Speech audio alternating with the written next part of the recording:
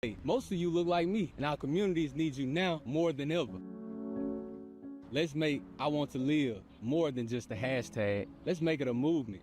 I am a baller against bullets.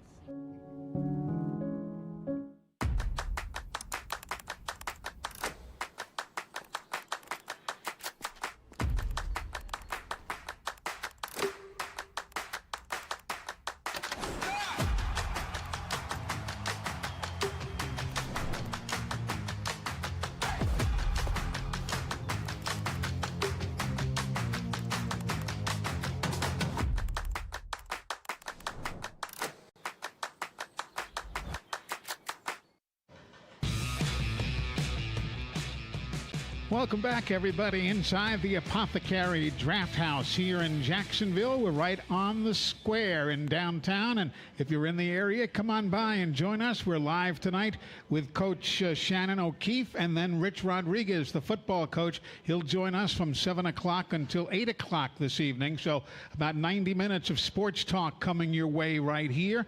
Let's talk, Miss Shannon, about national championships.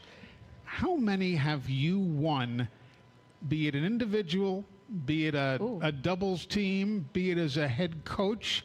I was starting to count, and I ran out of digits. Where are we now? Okay, so personally in my professional career, I've won 15 total tour titles, with 13 of those being individual, with 3 majors. And then as a coach, I've won 3 NCAA national championships and then 2 intercollegiate national championships. Not bad for a softball player. Yeah.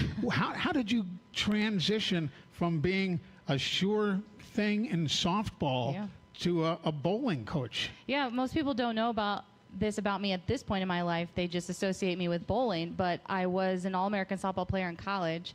And I started bowling when I was 16 because my little brother did it, and I thought it'd be something fun for him and I to do together. And then he was better than me, and that was completely unacceptable.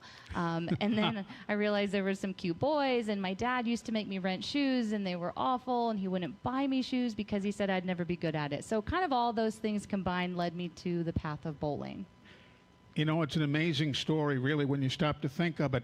Getting to the coaching level, given now that you know how to bowl and you've obviously won titles, what took you to the coaching realm? And do you get as much satisfaction out of leading a group of ladies to a title as you did winning one on your own? Yeah, I actually started coaching a bunch of 8, 9, and 10-year-olds in this pilot program for the United States Bowling Congress. And those little, I called them my little angels. They kind of taught me how to love the sport in a different way. And so I really fell in love with coaching, and I knew that I wanted to take it further. And NCAA was just kind of where I knew I wanted to be. It's different. Winning individually and winning and watching your kids follow their dreams and reach those dreams it's different. I think it's more fulfilling as a coach. You know, listening to you talk, not just now, but in past conversations, you guys make it very much, a lot of schools talk about this family and that family, but you really do make the team as a family. I mean, the door is always open at your house, and don't do that. You never know who's going to walk in, but I mean, it's an interesting approach. Yeah, I don't know. Brad and I don't have kids, and we would have loved to have had children, and so I just feel like God knew we were meant to love more than one, and this is our way of being that family away from their family. We have kids on our team from all over the country, and we have international kids, and so knowing that they have a safe place to go to away from home, I think is really, really important. I knew my parents appreciated that, and so for us, this is our opportunity to raise kids, and we don't have to change any dirty diapers, so that's a good thing. If you're just joining us, Shannon O'Keefe is with us. She is the bowling coach, national championship winning bowling coach here at Jacksonville State University. How does that work when you've got your assistant coach is your husband, and he in his own right has a magnificent career? He does, But is it all bowling all the time at home, or do you sometimes just have to get away from it? It's all sports all the time at home. But bowling most certainly during our season most certainly seems to be the talk, even when making dinner. Well, when he makes dinner, because I'm terrible at it, it's still talking bowling. Brian's incredible. What people don't know about Brian is I used to be known as Brian O'Keefe's girlfriend. And then, the bowling side of things just kind of took a mind of its own. But Brian won a national championship for the University of Nebraska. He's currently the head coach of Team USA. And so he's incredible. And I think his strengths and my strengths balance each other out. And I think that's why we make such a great team when it comes to coaching our kids. Who's the technical wizard between the two of you? That guy. He is? Yes. He can tell me why one bowling ball is different from the next. That's right. He'll teach you all about it. Yeah. How, a lot of folks don't know, and I didn't know. You and I were talking at an event recently, and I learned that these ladies travel with, 6, 8 bowling balls. Right. They're all different. And for those of us who just go to the local bowling center and may bowl a few frames here and there, you got a bowling ball, you use it. Yeah. What makes one ball different from the other? It's all about the cover and the core. So the best way to explain it, and I'm going to take this straight from Brian O'Keefe himself, you have to think about it as a golf bag. You wouldn't use your putter off of the tee, nor would you use your driver to putt. The golf clubs are made for different distances, and it's the same thing with bowling. Those bowling balls are built to do different things based on the material that the cover is made out of and what is inside the bowling ball. Interesting. Yeah. A lot of stuff folks don't know. The other thing I learned while we were talking not too long ago is about how the oil affects to such a degree the lanes. Yeah. And why I thought they were just cleaning off the bowling ball when they take it and rub it with the hanky there.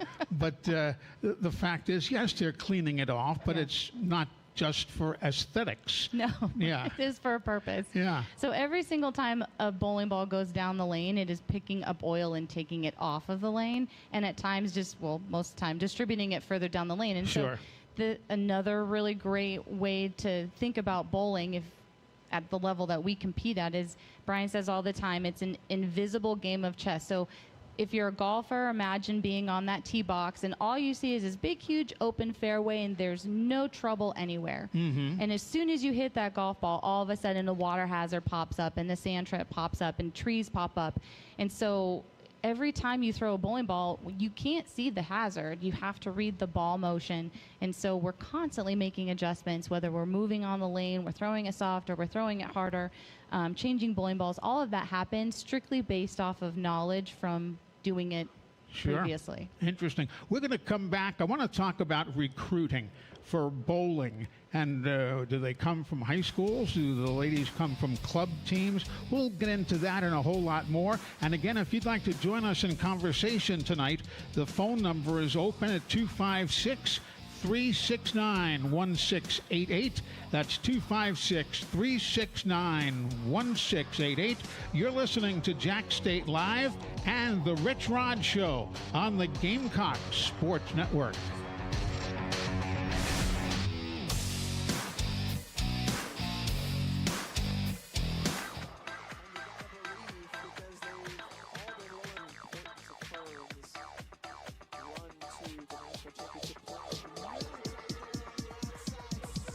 I need to try it first.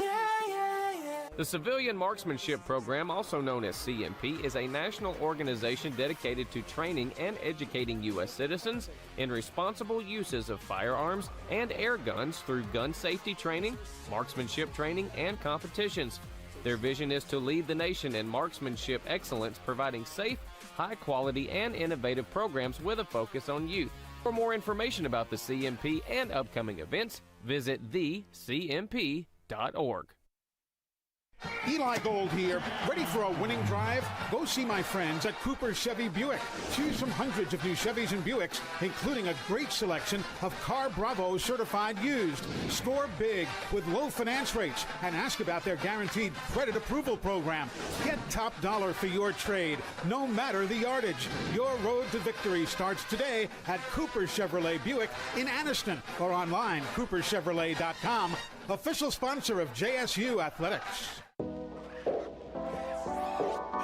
Brub Martin Young Oil, serving East Alabama for over 80 years. Come into one of our many locations throughout East Alabama and try our Joe Bell's coffee along with some Oneo's donuts.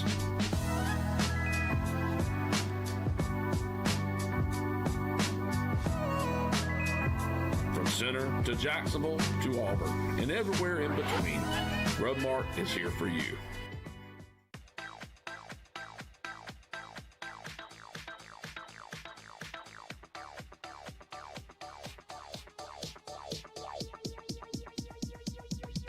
I need to try it first.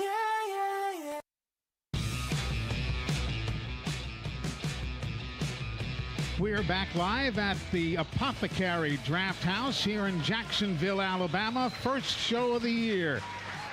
This is Jack State Live, and then at the top of the hour, we'll transition over to the Rich Rod Show when football coach Rich Rodriguez joins us.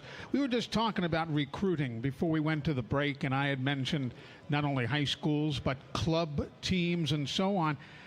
You hear them talk a lot about club teams in gymnastics and other sports. You don't hear much about that in bowling, do you? No, I don't really think that exists. They're like when we recruit kids, they either have a high school team or their high school doesn't offer it. And so when we see these kids, it's strictly through tournament play on weekends, or there's a big, huge national tournament that we go to every year in July, and that's where we do the majority of our recruiting. Really? And how about the international game? How do you get contacts with young ladies from other parts of the world? Well, I was very fortunate enough in my own career that I was a member of Team USA for 18 years. And sure. So we have started when you were 2. Yeah, right? You're so kind. Yes. And so we have met so many people. And so we do get contacted by coaches from international teams. But also now with Brian being the head coach of Team USA, you know, we have that. There, as a matter of fact, Brian was just coaching Team USA. He just got back yesterday. The U.S. hosted a tournament in Reno, and there was a 16-year-old there who is incredible, and she won multiple medals at 16 years old. And so that's where you start to see kids and get them on your radar. Yeah, it's interesting. It's a whole different world, really, for some of the folks who, you know, have been raised on football and basketball. Sure. It's a whole different world. Let's discuss this coming season. I mean, you've obviously showed up. Year one, you win the national championship. Now what do? You want to set the bar a little higher? Yeah. I mean, what is this year coming up? I know you told me the other day you've signed Annalise O'Brien to a letter of intent. Tell me about this coming season's team. Yeah, so we had 9 girls on our team last year, and 6 of them are gone.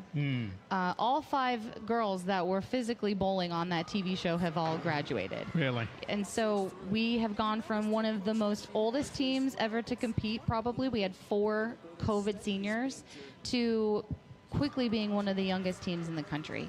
So this year we have 4 incoming freshmen, and then we have a sophomore transfer, Annalise O'Brien.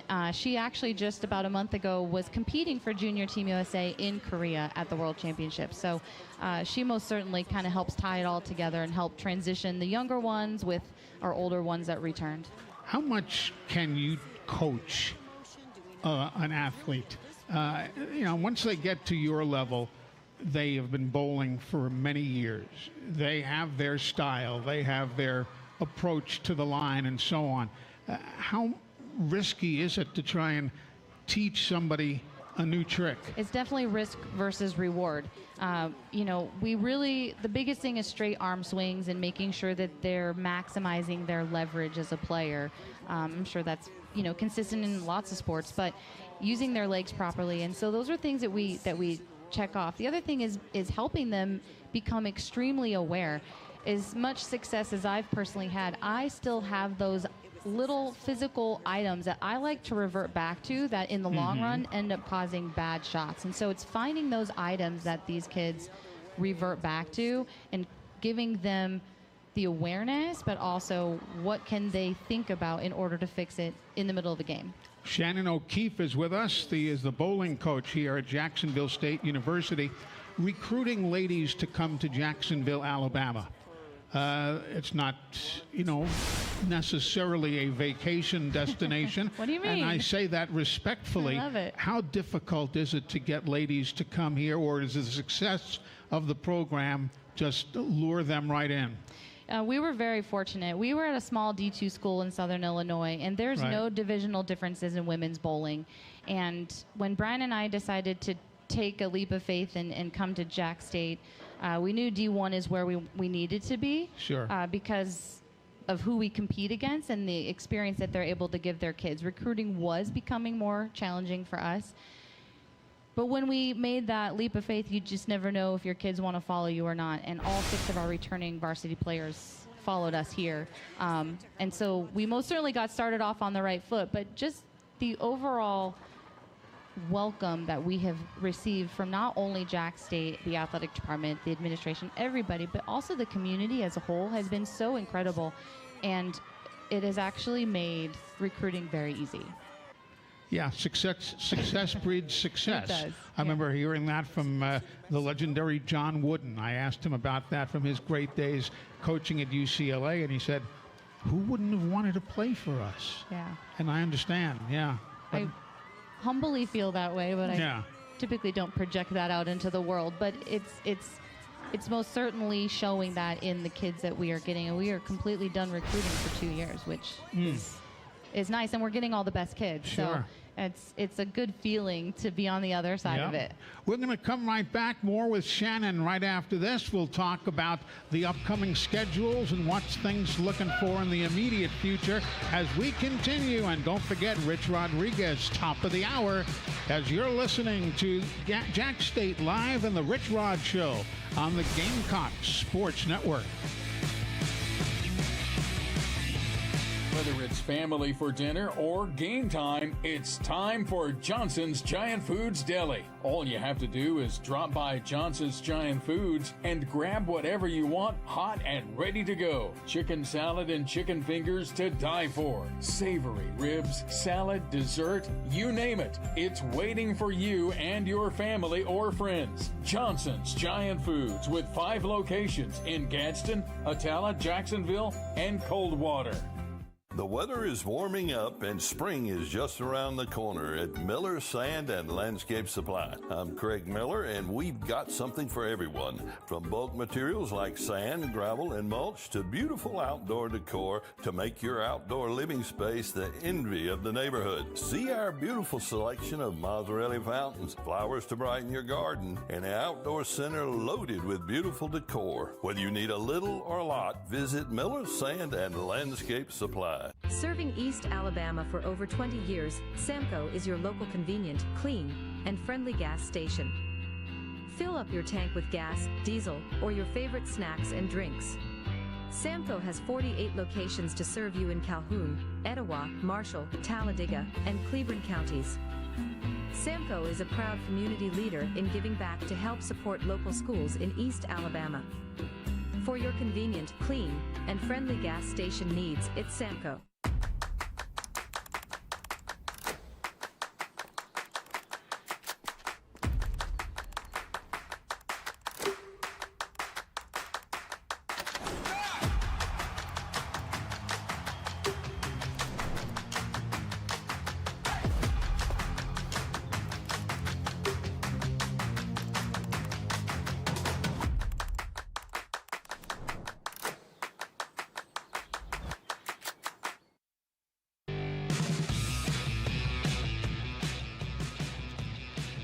Week number 1 of Jack State Live and the Rich Rod Show coming your way tonight from the Apothecary Draft House. Eli Gold and bowling coach Shannon O'Keefe is with us.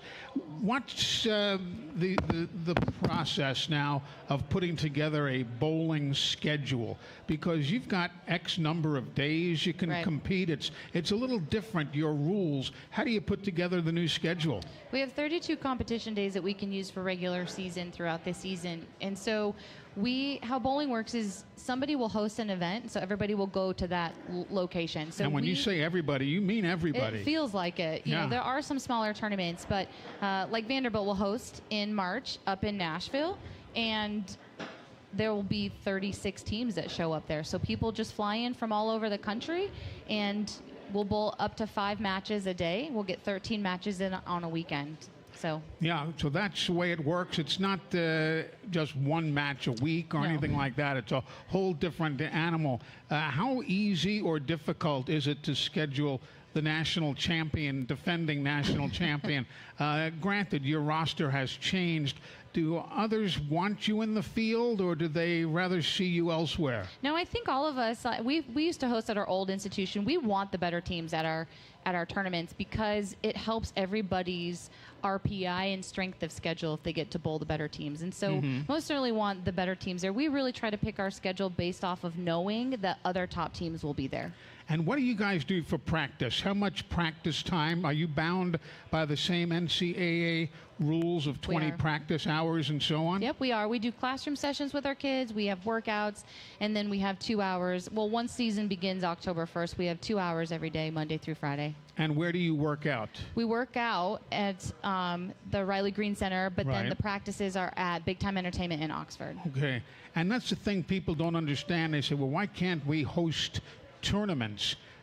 There really aren't any facility. There aren't that many facilities around that can host, that many teams at any one time. Right. No, there's not. We really would need a center, probably minimum 24 lanes, because you have to have practice pairs for kids. You have to have a dead pair in case a pair that you're using breaks, so you need to have a pair that you can throw into the mix. So you have to have all these lanes available just to host a decent-sized tournament. So let's discuss in closing here what your thinking is for this year. You've got younger people, new folks coming in. How tough is that to get them to do it your way? Well, I really feel like these girls are really open. They're very excited. We really pride ourselves on our team culture and kind of how it's all inclusive and all of that. It's most certainly going to be a learning moment throughout the first part of the season, and then as we start closing, and it's long, we start competing in October, and the national championships is in April, and so we really need to use this part of the year, the very first part of the year, with learning and feeling everybody out, and even us coaches learning how to talk to the new players and what they like and what they don't and how they're receptive to all of that. So it's most certainly going to take a few tournaments. Well, listen, I appreciate your time tonight. Always do. It's great to chat with you.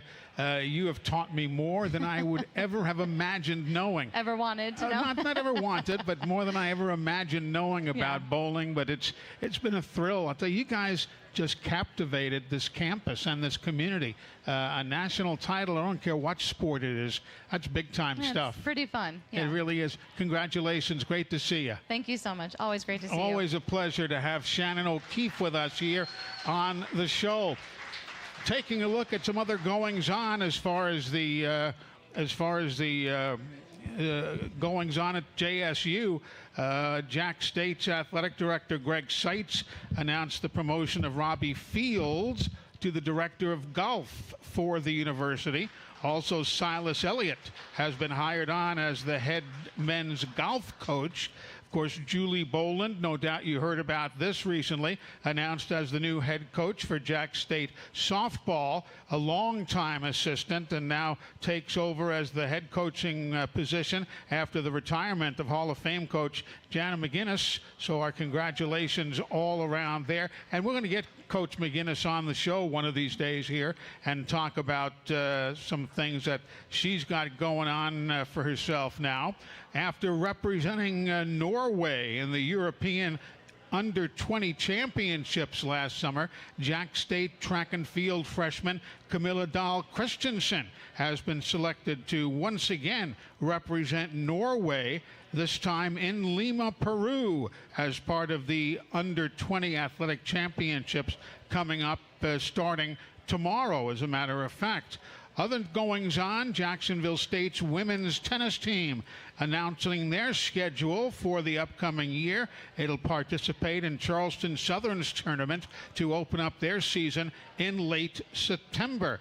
The men's team also announcing their schedule for 24-25, and Michael Helms has taken over as the director of both tennis programs after the departure of Trey Morris. So just some of the goings on at the university as another athletic season is upon us here, and we're glad to have you involved. Don't forget, this week there are a couple of volleyball, actually 3 days worth of volleyball action going on. 3 games worth for Jacksonville State. The JSU volleyball team opens things up on Friday with 2 games and 1 more on Saturday. We'll talk more about that as the evening continues. When we come back, Rich Rodriguez joins us. You're listening to The Rich Rod Show on the Gamecock Sports Network. At Southern States Bank, we pride ourselves on being your bank. We're your neighbors and involved in the community. We're the bank featuring the Southern Rewards checking account, a cashback account with no ATM fees. We are on the cutting edge and always have a smiling face to help you out. So come to Southern States Bank, where we are committed to great service and being a great neighbor. Let us be the bank for you and your business. Hello everyone, Tony Russell, General Manager of Sunny King Ford. And boy, do we have unbelievable markdown on used cars that you do not want to miss. It's time to make the best deal on a used car. Shop our wide selection of used trucks and premium pre-owned models. Don't wait another day. Come by and see me, Tony Russell, and let's make a custom deal for you. Find great savings on pre-owned used cars at Sunny King Ford on the sunny side of the street, Anniston, Oxford. At Campers Unlimited, we offer a no-pressure experience, no hidden fees, and great service after the sale, making us one of the fastest-growing RV dealers in the Southeast. With our second location in Oxford, we offer a great selection of over 220 campers from top brands, including Grand Design. Our mission is to help friends and family spend time together in the great outdoors. At Campers Unlimited, you aren't just a customer, you are family. Check out our inventory at campersunlimited.net or come see us at Gaston or Oxford.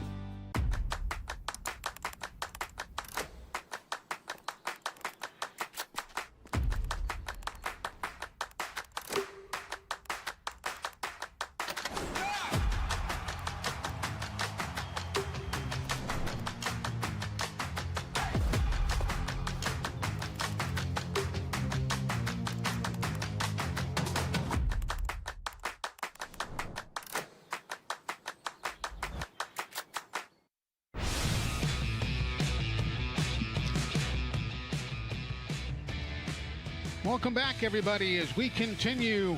It is the first show of the season on Monday nights for the Rich Rod Show. We're live at the Apothecary Draft House, and we're joined by Coach Rich Rodriguez. Good to see you, sir. It's our first show together, too, right? It is. You know, we were talking to somebody. I was talking to somebody earlier. I said, I think it was inevitable. We almost worked together not too many years ago. Oh, there you go. Yeah. And that didn't happen. But now we're working together here, and it's a lot of fun. It's great to see you. You, too. It's never too late to work together. No, never too late. So how's the fall camp been? Good? It's been good. It's been a grind, 3.5 weeks of camp. Our guys done a great job. You know, we have had a lot of open competitions at positions. Sure. Teaching a few things, and our guys have worked hard. I think they're ready to play a game. In fact, I know they're ready. They're tired of practicing against each other. They're ready to get somebody else out there, and we should have a great atmosphere Thursday night. Oh, it's going to be wonderful come Thursday evening. I hated to see where Ron got hurt. Yeah, he got today. hurt. What happened? What was the final deal? It was a couple weeks ago, and we thought maybe it was just a turf toe, but it wound up being more of a ligament thing. And had the surgery today? Had a surgery this morning. Yeah. Getting that fixed up. And it's going to be about 10 weeks. So, you know, he's got a redshirt year possibly that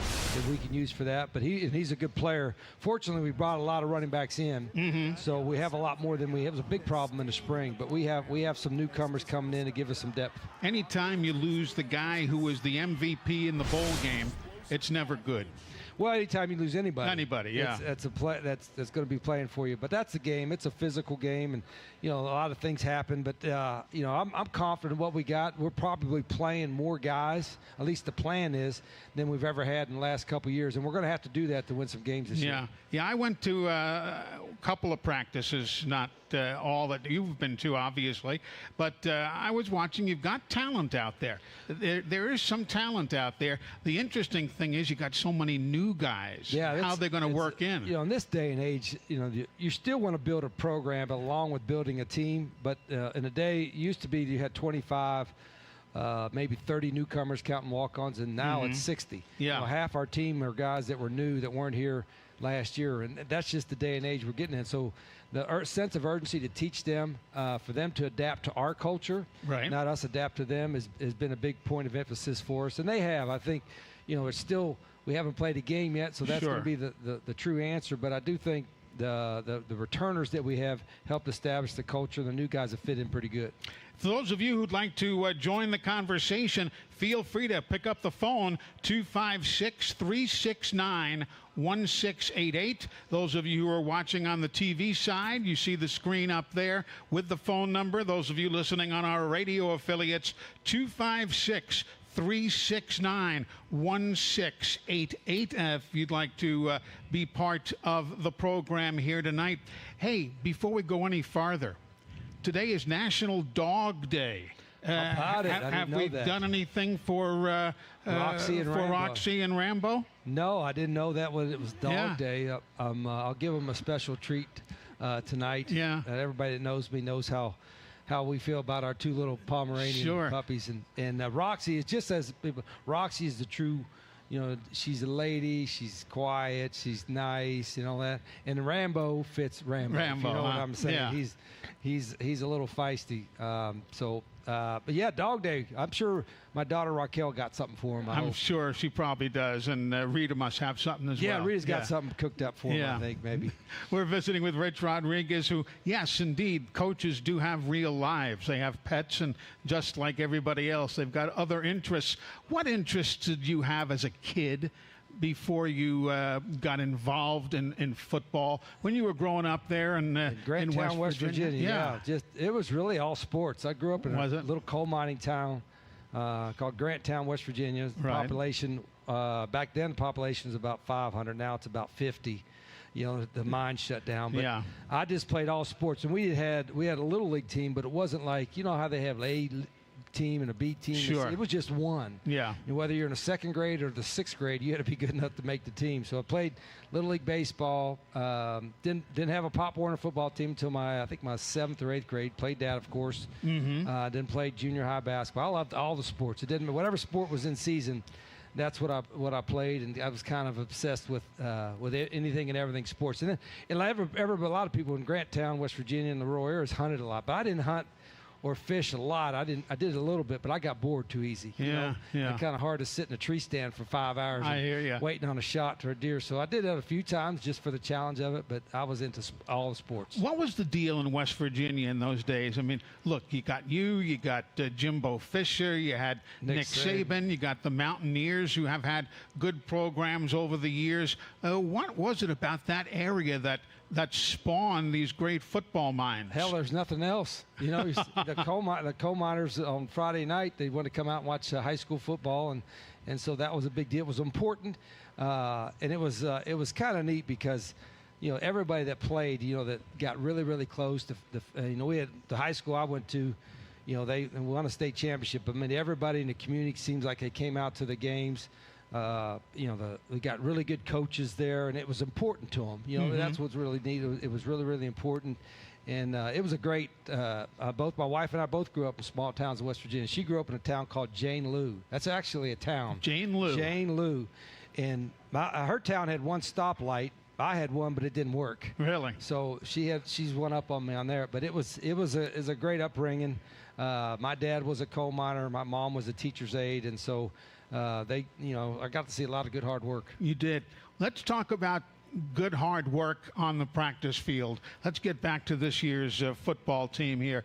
You've got some talent. We'll talk about individual guys as we go.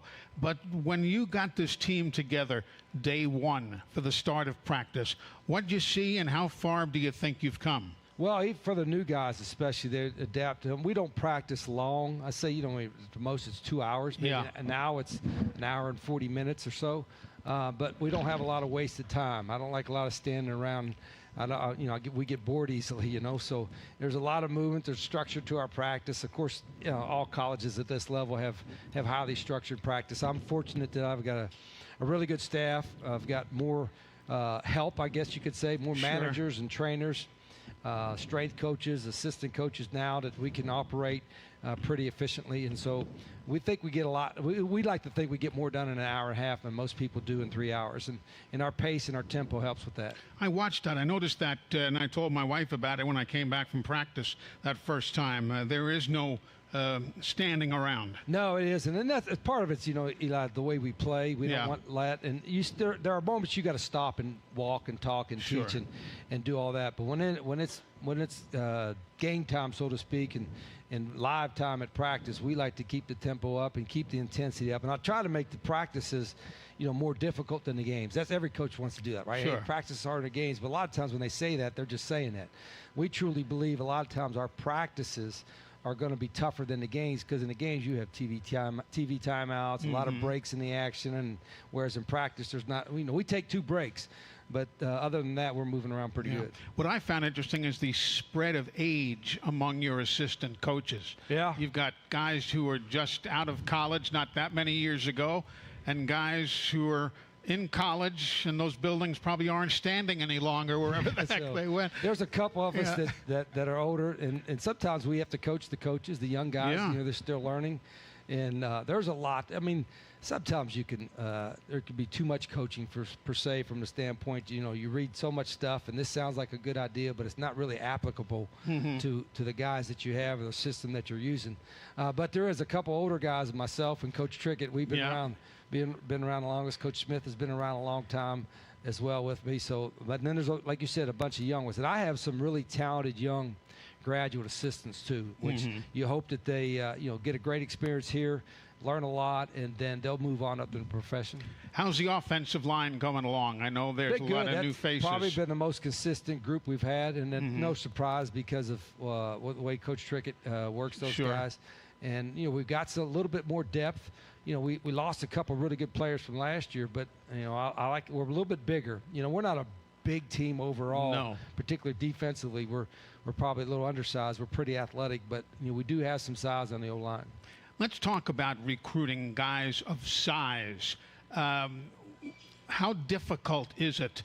And I ask this simply because I've come from an area, obviously, where you know, size was not a problem necessarily. Here I notice the difference. There is a size. How tough to get the big guys. Yeah, everybody wants them. You know, and big guys that can move, not only is everybody wanting them, now everybody's buying them. Yeah, I mean, isn't that the truth? Before you could, can I out-recruit somebody, or can I appeal to your location, to your facilities, or what have you? And there's still some of that, but for the most part, a big guy that can move, you know, and that's a commodity, Division I level. I mean, you're not only are they buying them to be starters, they're buying them to be backups, and they're buying them to be third teamers. Hell, they're even buying some guys that would be scholarship guys to us. They're putting them on NIL scholarships for depth for third team guys at the higher level. So that's just, I mean, we could, you know, sit there and complain about, but that's just the era that we're in. And so we have to learn to adapt to it. You know, most of our guys, we don't really look at, do I want a junior college guy? Do I want a transfer guy? Do I want a high school guy? We just want the best players we can get. But Coach Trickett has done this such a long time that he's still able to recruit some really good high school players and add a few transfers in to fill up his group. And his age is different than the guys that he is recruiting. How is he able to relate to those guys? The biggest thing with him is, one, he knows, you know, that's his world. I mean, and he's probably sent more guys to the NFL than any line coach in college history. So, you know, that's a selling point there. But he also knows how to out to them and basically speak their language. He knows when we recruit to high school or any offensive lineman, they know they're going to get coached here as well as anywhere in the country. They're going to get developed. And to me, that's still part of what obviously our job is. You know, we tell our guys, you're going to get a great education, you're going to have a great experience here in Jacksonville, but we're also going to develop you as a player better than, I don't care where you went, whether you go to Alabama, Auburn, or Georgia, or here, we're going to develop you as well, or better those guys. We're going to come back. There's a lot more to talk about with Coach Rich Rodriguez. Again, if you'd like to be part of the conversation, feel free to join the phone lines in at 256 256-369-1688. That's 256-369-1688. We'll come back. Want to talk a little bit about the tight end, Sean Brown. Talk about Coastal Carolina's Chanticleers. They'll be coming to town on Thursday evening for only the 4th time in 18 years that JSU will open the season at home. We'll talk about that and a whole lot more as we continue. You're listening to The Rich Rod Show on the Gamecock Sports Network.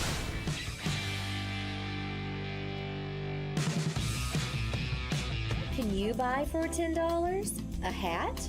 A milkshake?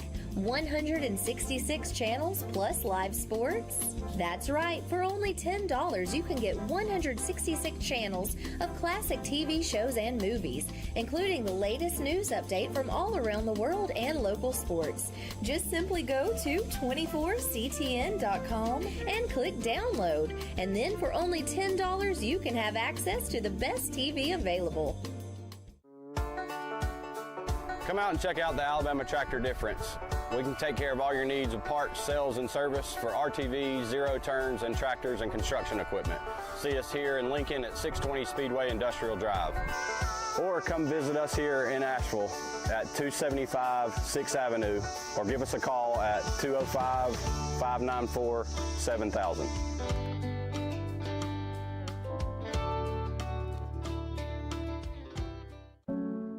I want to live. The leading cause of death of young Americans like me is gun violence, and oftentimes tied to substance misuse. NBA, NFL, NCAA, most of you look like me, and our communities need you now more than ever. Let's make I want to live more than just a hashtag. Let's make it a movement. I am a baller against bullets.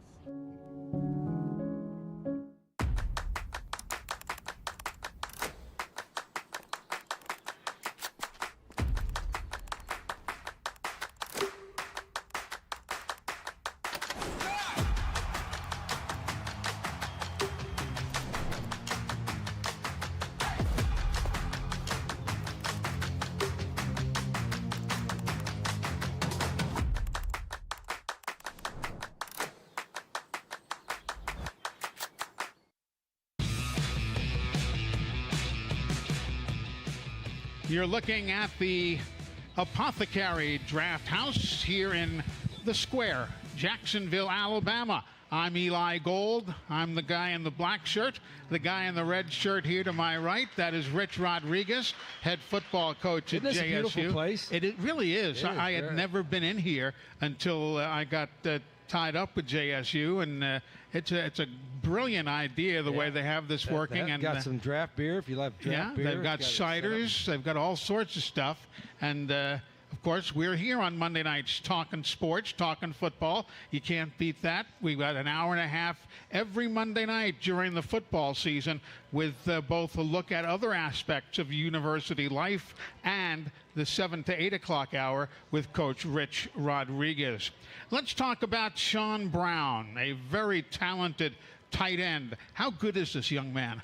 Love Sean Brown, and he's one of the staples of our, not just our offense per se, but our team. For instance, the day we got here, you loved how he practiced, loved how he played, loved his personality. As a tight end that doesn't worry about how many balls he catches, but he's got great ball skills. But he might be the best blocking tight end in the country. Takes great pride in that. He's very physical, and just really proud. He's been really good, not just for our offense, but for our team in general. That's the kind of leadership he is. You've got some grown guys, though. I mean, when I say grown, I mean as far as years. You shouldn't lack any leaders, I wouldn't expect. No, there's 25 seniors, and it's the most we've had, twice as many as we've had before. Now, half of them, or 10 of them, I think, are transfers. So that's a different dynamic when you have a senior that comes in, and we expect them to have some leadership too. But the guys like Sean and J-Rock and some of those guys that have been here since the very first day, we talked about it yesterday a little bit there, our very first team meeting, I can remember, in the old facility before they tore it down. Right. There was maybe 20 of those guys left total on the team. So these guys that are seniors have been through an interesting transition for a couple years. They've done a great job with the program, and now they're in the new building. They're seniors. They're full-fledged Division I right now, so it's exciting to see them have that. Why don't we go to the phones? We've got Ephraim on the air with us from Fayette, Georgia. Hello, Ephraim. Good evening. How you doing, Eli and Coach Rod? How y'all doing? Good, sir. Thanks for calling. Yes. Hey, We're all great here. Glad to hear from you. What's up? I see, Coach Rod, you brought in some big guys on offense. You got your backfield right, quarterback and running back. And my thoughts and I want your opinion, what you think of the defense. I know the secondary got some experience last year, and they got some new people coming in, but you lost some studs on the defensive line and linebackers. So how do you feel about the people coming in, the experience the guys got, and your thoughts on the defense? You had 39 sacks last year. Yeah, we did. We lost some. Did a nice job, and we lost a few guys. I think we're pretty athletic. We're probably a little bit deeper in the secondary than we were a year ago, and that's a good thing. I like our athletic linebackers. We're not going to be the biggest team, which is some concern, but we got a little bit of a little bit of size at linebacker right now, and they've done a good job. Our defensive staff has done a good job of teaching these guys. We're going to try to stay aggressive. Last year we were very aggressive, particularly in the second half of games. So that's a good thing. It'll be fun to watch. I mean, you'll see a lot of guys. Sometimes we'll show some different looks, but I think for the most part, I think you guys will be pleased with the athletic ability and the speed that we have on defense. And by the way, Ephraim, I promised you a cigar the other day, and I didn't see you before you left. So after a game, after we win, of course, if we lose, you can't get one. But after a game, if we win, come search me up. We'll get that cigar going. All right. Thanks for your call, Ephraim. We appreciate it. Yep. All right. Tell the family hello for me, Coach. Thank you. Will do. Coach, you're not that most coaches are the same. You're all different when you win and when you lose. You really take losses hard. Too hard. Yeah. Miss Rita will tell you I don't know. I keep thinking over time, after I don't know how many years this is, 27 or 28, you think, okay, you learn to roll with a little bit. No, I don't think that's happening. No, 20 for the record. It is 27 wins, 27 years, 181 wins, 125 losses, and 2 ties. How about that? I'm old enough to coach. I've had ties. Yeah, you have exactly. That's been a while. Been a while. That's got 30 years ago. You're the 7th winningest coach active in FBS. I mean, that doesn't mean you're old. It means you've been around a while. I'll tell you the story. I've told this before. Maybe you heard me when I was the youngest head college coach in America. Right. At 24, I met Bobby Bowden. And, of course, Bobby's an icon. And Jimbo Fisher's the one who introduced me. He said, hey, this is Coach Rodriguez. He's the youngest coach in America, 24. And Coach Bowden said, oh, that's great. But the goal was to be the oldest head coach in America. Exactly. Not the youngest, right? And so I'm getting there to that end. I think I'm getting to be one of the oldest right now. Who was your mentor? Who was the coach you looked up to? I really didn't have one. I played for Coach Nealon, who was great at West Virginia. But I spent just one year there as a student assistant, and then I became a head coach so young, and I didn't know what I was doing. I was just trying to figure it out, and learning my way up there. But then probably the one I got the closest to was Tommy Bowden. I worked for Tommy Bowden for 4 years, 2 at Tulane and 2 at Clemson, and got to know the Bowden family. We worked their camps, and so he was probably the Bowden family, and Tommy Bowden were probably the ones that were my first true Division I kind of thought process. But because I was so young doing it, I kind of did my own thing with that, and so I've been fortunate to learn a lot. I tell this to coaches all the time. You hear guys say, "Well, they've got 20 years experience," like that means something. Well, if you did the same thing and never learned or grew, you got 1 year experience repeated 20 times. Yeah. I like to think that every year that we have coaching and every year you have playing, you learn and you're better in your 20th year than you were in your 5th. At least, sometimes the wins and losses don't show that, but that's the goal. Sure. That's the goal. Again, if you want to join us on our conversation, 256-369-1688. That's 256-369-1688 as we spend time with Coach Rich Rodriguez. Getting off hard football for a moment. Let's talk about the facilities that you now have here at JSU. Let's first talk about what the fans will see on Thursday, the brand new carpet at the field. How's it coming along? You're tamping it down? Yeah, it looks great. It just did it a couple weeks ago, got finalized. I think the look of it, my daughter designed it, looks great. We've got the AKC in the middle. We've got the red end zones, got Jack State, because there's more than one Gamecock. And we're one of those. We're proud of that, but there's only one Jack State. That's us. And so I think the field looks good. It's a kind of unique surface where it's got AstroTurf and the rubber pellets, but there's some lightly colored wood chips that was sprinkled on. It's kind of a new product that is supposed to make it about 20 degrees cooler. Really? And we've been out there a little bit when the heat of the day, and it is noticeably cooler than before when you had just the black pebble. So the field has been great. It was something I think our players are really excited about. I think the look of the stadium, as you mentioned, we got the new ribbon board. We got the visitor side. I guess that's north side. I'm learning my north-south. Yeah. So they got those outdoor suites as well. And so it's been a little bit of, it's been a couple years in construction. I appreciate everybody's patience, but it looks great, and our new building looks great too. I was going to ask, of course, Amherst Stadium is the new name for the. Thank you to Amherst. Yes, exactly right. But let's talk about the football building. A lot of the fans have not been inside. They have not seen it. What are the highlights? What makes it so special? Yeah, the biggest is the functionality of it with the meeting rooms, the locker room, the players' lounge. It's a place where it's like a parent when your kids are home or where they're at. You never worry about them, right? They're in this house or they're in your house. It's the same way. As much as our guys are in our facility, we're around them. You want them to be there not only when they have to be there, but when they want to be there. And certain idle times. So it's worked out great. These guys are hanging out in the players' lounge all the time, and in some of their free time. The meeting space is fabulous, and so it looks good. Again, Raquel designed some of the things we have in the hallways and the logos and all that. It's just it's a first-class facility, and we'll rank it up there with any group of five. That's wonderful. That's great to hear. And folks, if you ever get a chance to go by and see it, take that opportunity because it is worth seeing, no doubt about that.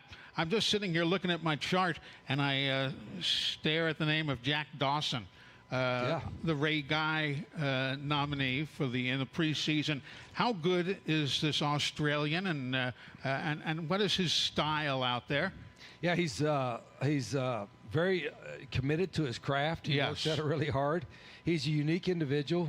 Jack is high-strung, more high-strung than I am. But he takes his craft very seriously, and he'll get mad at himself. He'll kick a decent one and get mad at himself. But I think he's better now than he was, in the last 2 years. Obviously he's got to show that, and we don't want to use him. I hope he doesn't even let her. You know what I mean? But the fact is that he's, when he's on and he's striking, he's as good as anybody in our conference, and hopefully he'll have another big year. People talk about special teams, and they always talk about the kickers, but there's more to special teams than just the kickers. What is your style of return? What makes you guys particularly dangerous in special teams? Well, we're pretty aggressive on most of the units. We're not aggressive on a kick return because we'll fair catch most of them because I see holding penalties and hate starting the ball inside the 20 on every darn play. It always seems like there's a holding penalty, and that's the hardest special team to master. Just the block of it itself. You can easily find returns, but find guys that can block somebody that's running full speed 40 yards right down to you. It's hard to do. But we worked on that. Now, the punt team is the one that can get you beat if you're not good at it. Sure. You got to be good at punt. We're pretty aggressive on our block team. We like to go after, a lot of blocks, but not always. And then our kickoff team has been solid because most of the time our kicker's kicking it out. Now, we've got a new kicker this year. Our bowl hero, Garrison Ripp, is the starting kicker right now, and he's gotten stronger, and he's really good at placing the ball. So we hope we use that team a lot. Yeah. That's our special teams. We do a lot of work with them every day. You talked about number 37. There's the big kick right there. And the celebration is on for the man from Locust Grove, Georgia. That was huge, man, wasn't it? Yeah, I didn't notice before, he was the backup, and then he got his chance to kick in that game. And I didn't notice right before kick he was kind of talking to himself on the sidelines, and whatever he said to himself, it worked. So it was good. But he's got a great personality, and really proud because he's, he was okay, he's solid, but he's gotten a lot better. Just over the last 4 or 5 months, just watching him kick in practice. I mean, he's earned the starting job. Do you leave the kickers pretty much alone? I ask that of a baseball manager. I say, do you bother with the left-handed pitchers or let them do their own deal? What do you do with the kickers? Yeah, I don't know how to coach them. I mean, just kick it through the uprights. I used to have a special teams playbook for kickers. It had 2 pages. Page 1, make the damn kick. Page 2, period. That was it.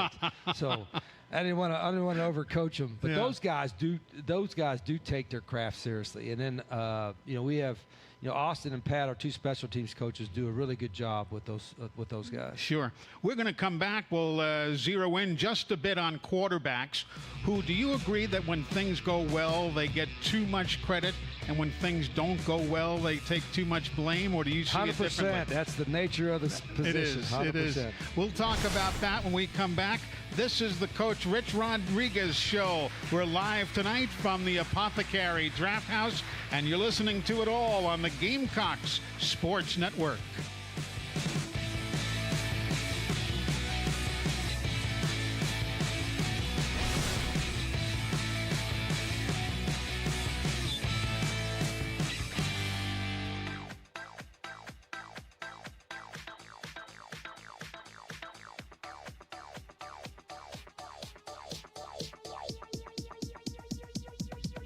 I need to try it first.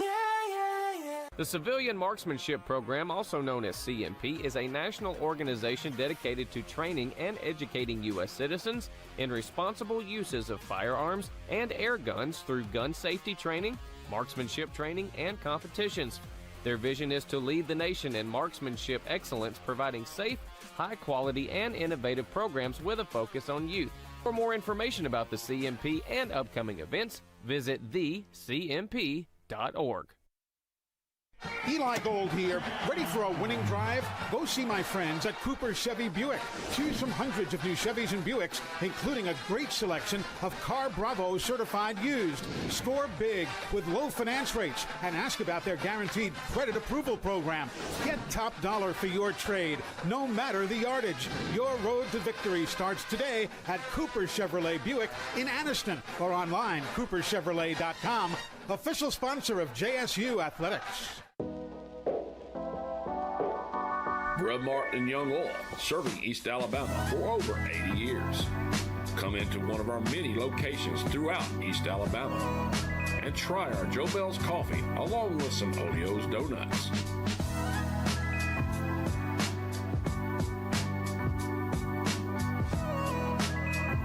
From Center to Jacksonville to Auburn and everywhere in between, Grub Mart is here for you.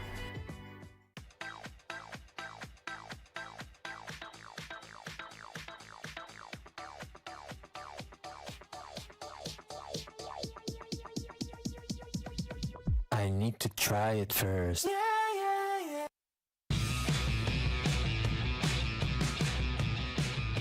Welcome back, everybody, as we continue from the Apothecary Draft House here in Jacksonville. Don't forget, the 2024 football season opens for the Gamecocks Thursday night at 7. The Chanticleers of Coastal Carolina University will be on board. And there you see, for those of you watching on the TV side, a full look at the schedule for the season. Kickoff at Amherst Stadium will be 7 o'clock.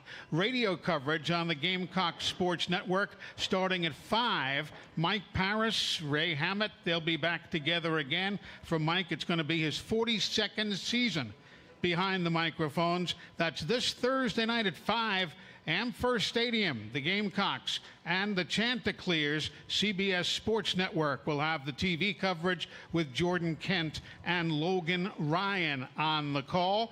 I'm Eli Gold. Coach Rich Rodriguez is alongside. If you'd like to join us on the phone lines, 256-369-1688. That's 256-369-1688. 1688. And Coach, we have a visitor right here at the Apothecary with a question. Good evening, ma'am. Hey, so my question is, so last year, defense was really, really good. It kept you into a lot of games.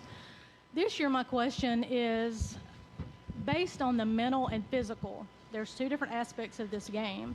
What do you see being your hardest games versus those two aspects of the game? Really, it sounds like coach speak, but the hardest game is always the first one because you're not really sure what you have. You know, it's like, you know, somebody asked me the other day, would you rather open up with somebody really easy at home? Yeah, but only because you're so many things that you find out about your team in the first game. So that's the first one. And then your conference games always have a little extra importance, I think, you know, because your first goal every year, if you're in a league, is to win the league. And so that's always an important deal. For us, because we have so many new players, that this particularly the first few series of the game, the first half of the game, we're going to find out a little bit more because, you know, you're not always going live against each other in practice, and so when you go against somebody else, sometimes guys up their game and sometimes they don't. So we're gonna get a lot of answers one way or another in this first game. 9-4 a season ago. Is it likely to see a 2 or 3 game improvement? And I say that, sure, you'd want to. I understand. Yeah, I don't. Hell, you feel it can be done? Know. I think last year we were predicted to win maybe 3. 3, or something. Yeah. You know, it was the first year in Division 1A. This year we're full-fledged, but we're still. I don't know if we're still established to the point where, you know, we're going to be a conference contender every year. That's where we're going to get to. That's kind of the goal. You know, where I think we're still growing, but at the same time, if you ask anybody in our program, every game we go out, we're going to expect to win. Now, there's some out there, and this is one of them. This is a team that beat us last year. Yeah. And they've got a great program, so it's a great challenge right out of the gate. Again, as we talked earlier, do you feel it's the size? Is it speed? What is it? Both, but mostly size. Yeah. I think you fit particularly on the size up front, on the defensive line. I think that's where the biggest area. And we've got some young guys, and got, you know, we're going to recruit like crazy to get that. So we're going to, I think we'll continue to get better, particularly size-wise, defensively, but. I think offensively, we still could get a little faster. We got to play fast. Sometimes when you play fast, it makes you seem faster. Sure. So we got to play fast as well. But I like where we're at. I think where we're growing. And again, this is with a transition to a new building, a transition to a new conference and a new level. So there's some work to do. Let's go to the phone lines and take a call from Brent. He is here in Jacksonville, Alabama. Hey, Brent, good evening. Welcome to the show. Hello. Yes, I just wanted to ask Coach,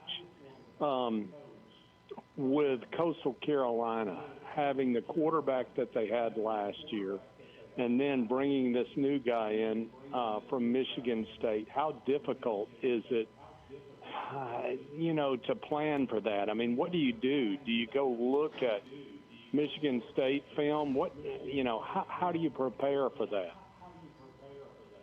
You're really just preparing for what they do. They have the same coordinator, which actually is a guy we know pretty well, Travis Trickett, who used to be, he's the son of our coach Trickett, and who was a student assistant for me at West Virginia. Does a great job. And their starter might be, the guy from Michigan State might be the starter, but they also have their backup from last year, who's a big athletic guy, who probably would be the starter. And so they're going to run the same system. I mean, Grayson McCall was really good last year. He was kind of he was a real headsy guy. I mean, he was the kind of guy that he would make a play that wasn't there, and was a really guy of a great leader for him. I think they're really high on the backup they had for last year. They're really high on Noah Kim, the transfer from Michigan State. So they'll probably play both of them. And that's probably a similar conversation that's going on in Conway right now, as they say, all right, who do you expect to see from Jacksonville State? You've got a full quarterback room. Yeah, and even if I knew who, and this is the truth, I don't know right now today who's going to take the first snap. Maybe if I did, I wouldn't tell you. Of course not. Of course not. Yeah. I mean, you'll find out what time's the kickoff, 7:01 or 2. Yeah, that's when you find out who comes out. 7:01 or 7:02. How do these quarterbacks differ? We can talk about that. They're mostly similar. That's a good thing. All of our quarterbacks have done all of our things. In other words, we don't do just these plays with Logan and these plays with Tyler and these plays with Zion. They all do everything. And so that's been an easier, for us, that's made it easier to evaluate them, but also to run our offense, the things that we want to do. So I feel comfortable about our depth there. I mean, we got 3 guys that have started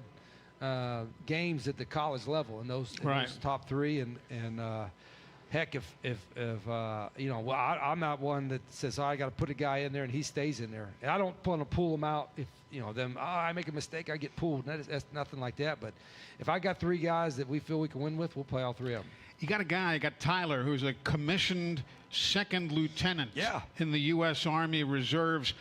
What is he like? Is he like another coach? Is he like a drill sergeant out there? Do the guys respect him extra special? He's a little bit quieter, but he's very mature, you know, and he's got a great personality. He's fit in really well. I mean, this is unique how he and Logan and Zion all are almost, I'm going to say identical personalities, but very, very similar. You know, they're not raw guys. They don't get too excited about anything, high or low, either way. I think all the players really respect them. And so it's a great room.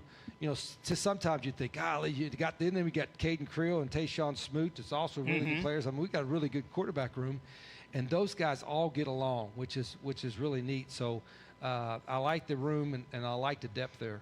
Folks, if you want to join us, 256-369-1688.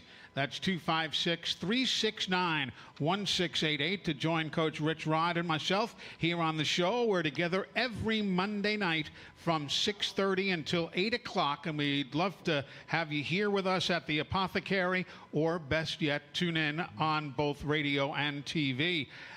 Let's see what happens when the quarterback needs protection. You got Clay Webb. How good is this guy? If somebody has an all-everything team, his name has been on it here in the preseason. Is he that good? Clay is really, well, he's a good football player without question. Yeah. He's one of the strongest that we've had in each and every year. But, you know, the nice part about Clay is he's gotten, you know, I seen him get better every week, not just monthly or yearly, but every week. You know, he's got a unique personality. You know, he's a quiet guy. The guys love him, but he works really hard, and he takes a lot of pride in his craft. But really, all the old linemen do. I think, you know, Brock Roby at center is kind of the leader. He's been around, played multiple positions. And Osteen, left tackle, is one of the toughest guys on the team. You know, we've got Cam Jones, who's a new guy as well. And then we got some young freshmen, and Katie Arnold's a young sophomore that look like you're supposed to look as an offensive lineman. And so it's a group that probably goes 7 or 8 deep right now. Eventually we're going to get to where we can get 2 deep and be okay. But Clay's going to he's got a lot of people looking at him, which is good. He should. The NFL scouts should come down there and take a good look at him because he's got all the skills. 6'3", 310 pounds. He is a guy who played at Georgia, or he was there. How tough is it for a guy to go from 103,000 people a game to, you know, 20, 25, 30,000 a game? I thought he was going to have 102,000 here. Maybe not. That'd be nice. It'd be great. But how tough to keep these guys' spirits up and the transition here? You know, the biggest part you want to appeal to guys, and I think this part of the country does anyway, you want guys that love football, not like it. You know, there's a lot of places in the country where there's really good players, but they kind of like football. They don't love it. You know, we kind of want the guys that love it and need it. And not that it's going to be more important than your family or religion or anything, or your education, but it needs to be next. Sure. You know, it needs to be something at the top of your mind. And I really believe with our roster overall, there's a lot of guys that love football. And when you have that, you have a chance for them not only to get better, but for your program to get better. And you know what else you have that he didn't get at Georgia, or any of these guys who transfer, is playing time. No question. That's the thing. We kind of tell everybody, you know, that, you know, sometimes that, you know, we're recruiting a guy, and then, you know, so you're going to go there and be a backup. If you want to really if you want to play in the NFL, the best way to play in the NFL is to play in college. Play in college and get some film out there so they can see you play. And Clay's one of them that did that. Let's go to the phones. We've got Groundhog on the line joining us. Who the heck's Groundhog? I don't know. He just dug his way out of a hole somewhere. Hey, Groundhog, how are you? How you doing, Eli? How you doing, buddy? Good. Very good. I'm doing good, Eli. How about you, buddy? What's your question? Yeah, question, Coach. I'm really good friends of Jack Napier, his son, Jack's son, you know,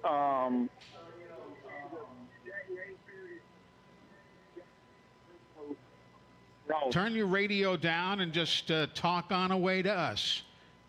All right, let me tell you something. I know him very well. His name is Jack's son. His name is Ross. Ross is his name. You got me there. Yeah, I don't know exactly who you're speaking of. You know, Jack Napier's But I appreciate you really calling good friend in. of mine. He's a pro. He was a golfer. And he like, I'm friends of yours. You know, he did Alabama football. Remember? Okay. See, Eli, you've been around. You got so many friends, you don't even know them all. No, I try to keep track. Groundhog, thanks for calling in, man. I appreciate it very much. And, you know, you got to love fans. They're great. Well, Groundhog just poked his head out there for a second. He did. It must be, what's today? The 26th? Yeah, it was kind of hot. Groundhog Go back in there and get some shade there, Groundhog. Oh, Lord. He might have been over here at Apothecary before we got here. That's what happened to Groundhog. He's over here at 5 of those drafts right there on the right. He could have been. You never know. You never know. We were talking about some of these outstanding running backs that you've had in the past. Last year, what were the numbers? Like 236 yards a game on the ground. You had one game where, you know, they're still running. I mean, it was 522 yards. Now let's take a look at Andrew Paul and Jalen Likely and Anwar Lewis, who I guess is, I'm just going numerically here, and Trey Stewart. It's a different group, but it's a good group. Yeah, it was. And Coach McDowell, Hot Rod, does a great job coaching our running backs, and it's an easy sell because we're gonna, you know, we've run for a lot of yards. Yeah. And backs will get a lot of opportunities, and we're going to play multiple backs. We're going to play 2 or 3. And now in the spring, that was an issue. But we, you know, obviously Anwar Lewis has got a lot of experience. He's the veteran. Andrew Paul's done a great job, another transfer from Georgia. Trey Stewart's a transfer from a small school, has had a great camp. And then we have a couple young freshmen, and Jalen Likely, and even little Andre Devine, who I coached. I coached his dad way back in the day, has done a great job. So we've got a little bit more depth than we've had in the spring. It's going to be fun to watch those guys. These guys, is Andre more of a scat back kind of guy? Yeah, he's a little guy. I mean, I've eaten sandwiches bigger than he is. His dad wasn't much bigger, but man, he was explosive. He was fun to watch, and he's a guy. He's one of those guys that loves football. Yeah. He's attention to detail, and we've got a couple other freshman running backs too. Coach Hot Rod did a great job of kind of filling his room up. So we could have, you know, we lose Ronnie for a while, and Ronnie's a really good player. So that was tough news, but he did a good enough job that we got some guys to put in there. And again, Ronnie is Ron Wiggins, who we talked about earlier today, with a toe ligament injury that required surgery earlier today. We're coming right back. More with Coach Rich Rodriguez right after this. You're listening to The Rich Rod Show on the Gamecocks Sports Network. Whether it's family for dinner or game time, it's time for Johnson's Giant Foods Deli. All you have to do is drop by Johnson's Giant Foods and grab whatever you want, hot and ready to go. Chicken salad and chicken fingers to die for. Savory ribs, salad, dessert, you name it. It's waiting for you and your family or friends. Johnson's Giant Foods with 5 locations in Gadsden, Atala, Jacksonville, and Coldwater. The weather is warming up and spring is just around the corner at Miller Sand and Landscape Supply. I'm Craig Miller, and we've got something for everyone. From bulk materials like sand, gravel, and mulch to beautiful outdoor decor to make your outdoor living space the envy of the neighborhood. See our beautiful selection of Mazzarelli fountains, flowers to brighten your garden, and an outdoor center loaded with beautiful decor. Whether you need a little or a lot, visit Miller Sand and Landscape Supply. Serving East Alabama for over 20 years, Samco is your local convenient, clean, and friendly gas station. Fill up your tank with gas, diesel, or your favorite snacks and drinks. Samco has 48 locations to serve you in Calhoun, Etowah, Marshall, Talladega, and Cleveland counties. Samco is a proud community leader in giving back to help support local schools in East Alabama. For your convenient, clean, and friendly gas station needs, it's Samco.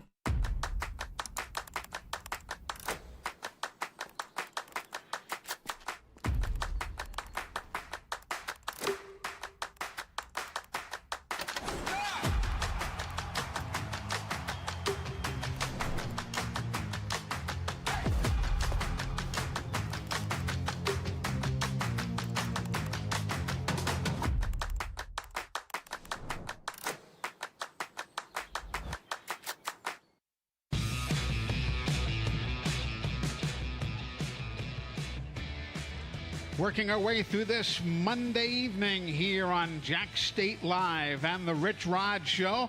I'm Eli Gold with Coach Rich Rodriguez. That's the Apothecary you're looking at there. For those of you on the TV side, the Apothecary Draft House right here on the square in Jacksonville. And you see the phone number if you're on the TV side, 256-369-1688. Ricky is in Boaz, Alabama with a question. Hello, Ricky.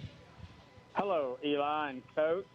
Coach, I want to ask you about a local How kid are you, sir? You got down there from. I am great. I am great. Coach, I want to ask you about a local kid you got down there from Boaz, Carter Lambert. I know. Been down there 2 or 3 years, and I've read a couple of articles. Anniston Star. He's a really versatile guy. He is. He's a great young man. Thanks for asking. Carter's doing well. You know, he missed a lot of time this summer with an injury, and so that put him a little behind when camp started. He was healthy when camp started, but he missed all the summer workouts. But he's getting back in shape. He's doing a great job, and he's a guy that played. And he came as a quarterback.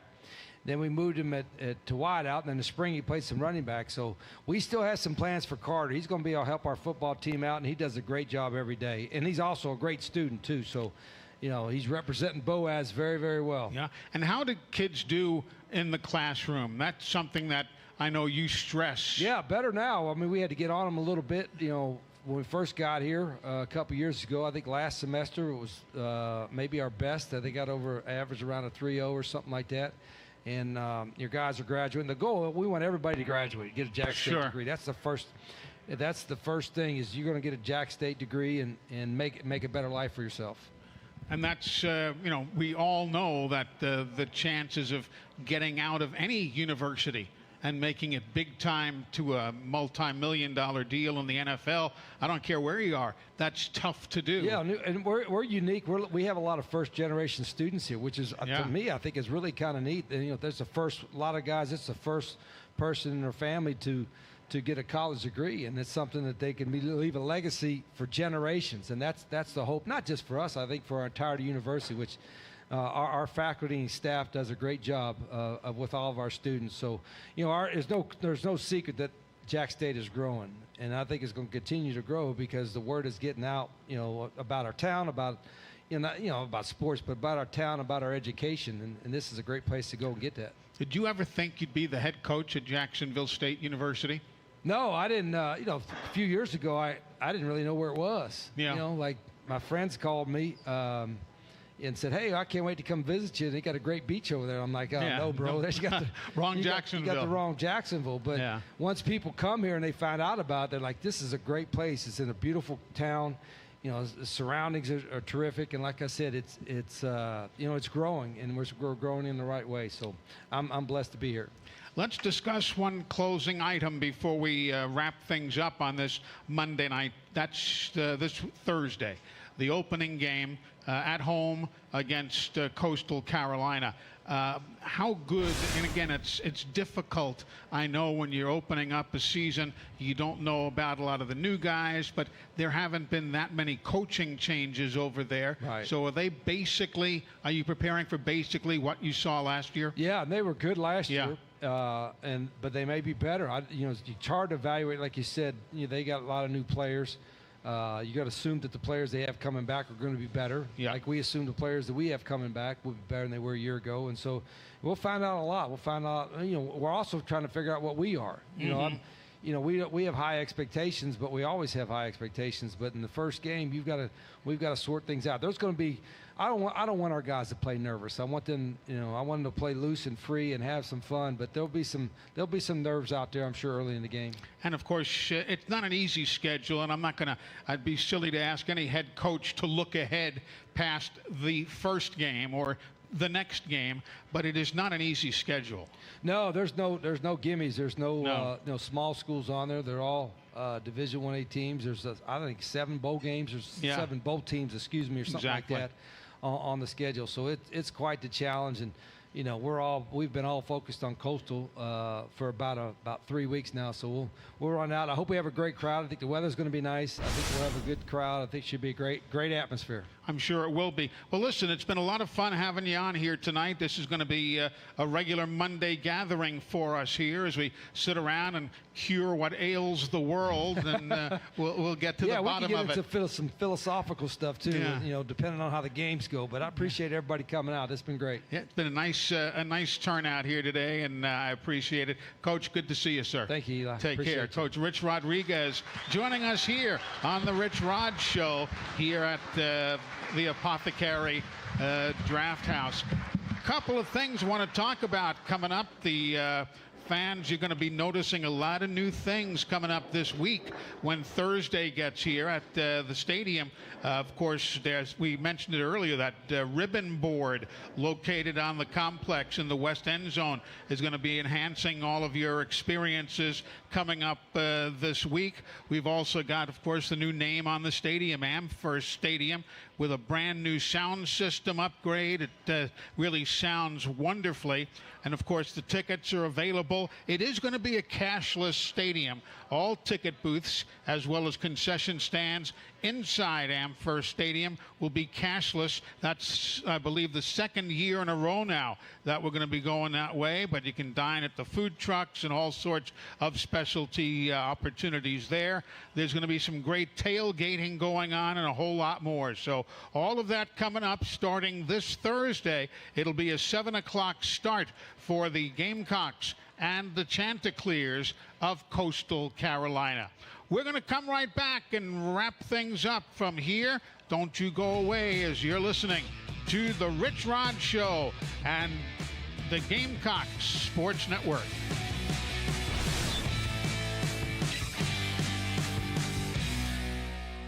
At Southern States Bank, we pride ourselves on being your bank. We're your neighbors and involved in the community. We're the bank featuring the Southern Rewards checking account, a cashback account with no ATM fees. We are on the cutting edge and always have a smiling face to help you out. So come to Southern States Bank, where we are committed to great service and being a great neighbor. Let us be the bank for you and your business. Hello everyone, Tony Russell, General Manager of Sonny King Ford. And boy, do we have unbelievable markdown on used cars that you do not want to miss. It's time to make the best deal on a used car. Shop our wide selection of used trucks and premium pre-owned models. Don't wait another day. Come by and see me, Tony Russell, and let's make a custom deal for you. Find great savings on pre-owned used cars at Sonny King Ford on the sunny side of the street, Anniston, Oxford. At Campers Unlimited, we offer a no-pressure experience, no hidden fees, and great service after the sale, making us one of the fastest-growing RV dealers in the Southeast. With our second location in Oxford, we offer a great selection of over 220 campers from top brands, including Grand Design. Our mission is to help friends and family spend time together in the great outdoors. At Campers Unlimited, you aren't just a customer, you are family. Check out our inventory at campersunlimited.net or come see us at Gaston or Oxford.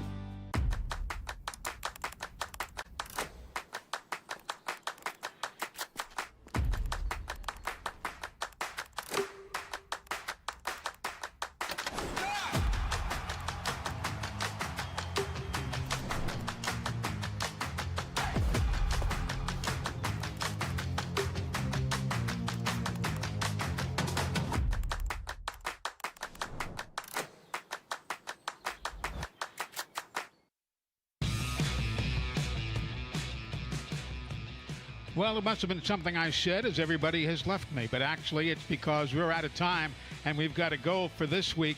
A quick reminder again, the 2024 football season opens for the Gamecocks on Thursday night, 7 o'clock against the Chanticleers of Coastal Carolina University. The kickoff at Amherst Stadium will be at 7 o'clock. Radio coverage on the Gamecock Sports Network with Mike Paris and Ray Hammett will begin at 5 p.m. That's this Thursday night, 5 p.m. the radio coverage, 7 o'clock the TV coverage on the CBS Sports Network for JSU and Coastal Carolina. And then the Jacksonville State volleyball team opening their regular season home schedule this coming weekend at the Pete Matthews Coliseum. They will host the Gamecock Classic. They'll open up on Friday with a 12 noon match against Arkansas Pine Bluff, followed by a 7 o'clock meeting with the Privateers of New Orleans. Then on Saturday, they'll have a 2 o'clock matchup with the University of West Georgia Wolves. I'll have the play-by-play. Randy Haynes will be alongside. Hope you can join us. Volleyball Friday at noon and 7, Saturday at 2 o'clock. And a big thank you tonight for Shannon O'Keefe and all those who've joined us here, and of course Coach Rich Rodriguez. On behalf of all the folks at the Apothecary, I'm Eli Gold. Good night, everybody.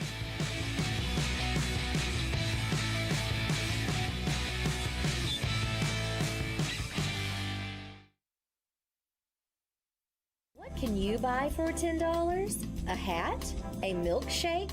166 channels plus live sports? That's right, for only $10 you can get 166 channels of classic TV shows and movies, including the latest news update from all around the world and local sports. Just simply go to 24ctn.com and click download, and then for only $10 you can have access to the best TV available. Come out and check out the Alabama Tractor difference. We can take care of all your needs of parts, sales, and service for RTVs, zero turns, and tractors and construction equipment. See us here in Lincoln at 620 Speedway Industrial Drive. Or come visit us here in Asheville at 275 6th Avenue, or give us a call at 205-594-7000.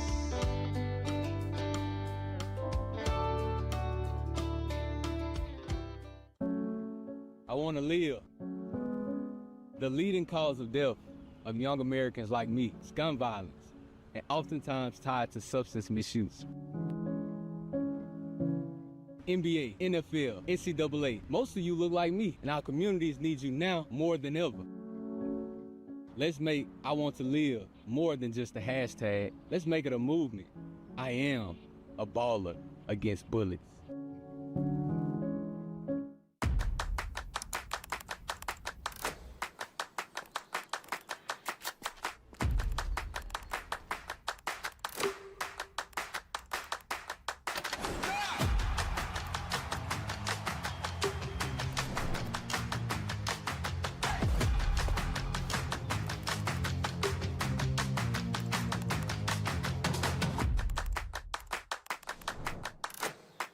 Eli Gold here, ready for a winning drive? Go see my friends at Cooper Chevy Buick. Choose from hundreds of new Chevys and Buicks, including a great selection of Car Bravo certified used. Score big with low finance rates and ask about their guaranteed credit approval program. Get top dollar for your trade, no matter the yardage. Your road to victory starts today at Cooper Chevrolet Buick in Anniston or online, cooperchevrolet.com. Official sponsor of JSU. I want to live. The leading cause of death of young Americans like me is gun violence, and oftentimes tied to substance misuse. NBA, NFL, NCAA, most of you look like me, and our communities need you now more than ever. Let's make I want to live more than just a hashtag. Let's make it a movement. I am a baller against bullets.